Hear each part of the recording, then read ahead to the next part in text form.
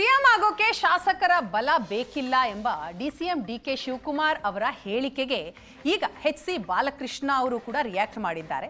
ಡಿಕೆಶಿ ಅವರ ಪರವಾಗಿ ಬ್ಯಾಟಿಂಗ್ ಮಾಡಿದ್ದಾರೆ. ಕಾಂಗ್ರೆಸ್ ಅಧಿಕಾರಕ್ಕೆ ತರೋದಕ್ಕೆ ಡಿಕೆ ಶಿವಕುಮಾರ್ ಅವರ ಶ್ರಮ ಇದೆ.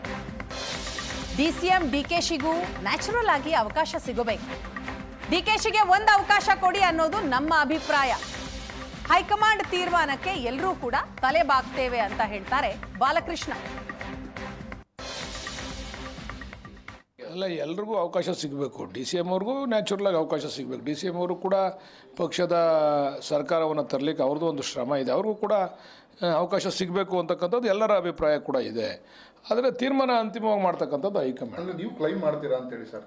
ಏನು ನಾನೇನು ಕ್ಲೈಮ್ ಮಾಡಿ? ಡಿ ಕೆ ಶಿವಕುಮಾರ್ಗೆ ಯಾರು ಇಲ್ಲಿ ಯಾರು ದೊಡ್ಡವರು ಯಾರು ಚಿಕ್ಕವರು ಪ್ರಶ್ನೆ ಇಲ್ಲ. ಇಲ್ಲಿ ಕ್ಲೈಮ್ ಮಾಡ್ತಕ್ಕಂಥ ಅವಶ್ಯಕತೆಯೂ ಇಲ್ಲ. ಹೈಕಮಾಂಡ್ಗೆಲ್ಲ ಮನವರಿಕೆ ಆಗಿದೆ. ಹೈಕಮಾಂಡ್ಗೆಲ್ಲ ಗೊತ್ತಿದೆ ವಿಚಾರ, ಯಾವ ಸಂದರ್ಭದಲ್ಲಿ ಯಾವ ತೀರ್ಮಾನ ತಗೋಬೇಕು ಅಂತೇಳಿ ನಮ್ಮ ಹೈಕಮಾಂಡು ಬಲಿಷ್ಠವಾಗಿದೆ. ಅದನ್ನು ತೀರ್ಮಾನ ತೆಗೆದುಕೊಂತಾರೆ. ಇದ್ರ ನಡುವೆ ಸರ್ ಪರಮೇಶ್ವರ್ ಕೂಡ ನಾನು ಕೂಡ ಸಿಎಂ ಸ್ಥಾನದ ಆಕಾಂಕ್ಷಿ ಇರ್ಬೋದು, ಅವ್ರಿಗೂ ಇರ್ಬೋದು, ಹೇಳಿಲ್ವಾ? ಅವ್ರಿಗೂ ಕೂಡ ಇದೆ. ಪರಮೇಶ್ವರ್ ಅವರು senior minister, senior party member, ಮತ್ತು ಅವರು ಹಿರಿಯರಿದ್ದಾರೆ ಪಾರ್ಟಿನಲ್ಲಿ. ಮತ್ತು ಸಾಕಷ್ಟು ಡಿ ಸಿ ಎಮ್ ಆಗಿ ಕೂಡ ಕೆಲಸ ಮಾಡಿದ್ದಾರೆ, ಪಕ್ಷದ ಅಧ್ಯಕ್ಷರಾಗೂ ಕೆಲಸ ಮಾಡಿದ್ದಾರೆ. ಅವ್ರು ಕೇಳೋದ್ರಲ್ಲೂ ಏನು ತಪ್ಪಿಲ್ಲ. ಅಂತಿಮವಾದಂಥ ತೀರ್ಮಾನ ಹೈಕಮಾಂಡ್ದು. ಎಲ್ಲರೂ ಕಡೆಗೆ ನಾವು ಹೈಕಮಾಂಡ್ ತೀರ್ಮಾನಕ್ಕೆ ತಲೆಬಾಗ್ತೀವಿ.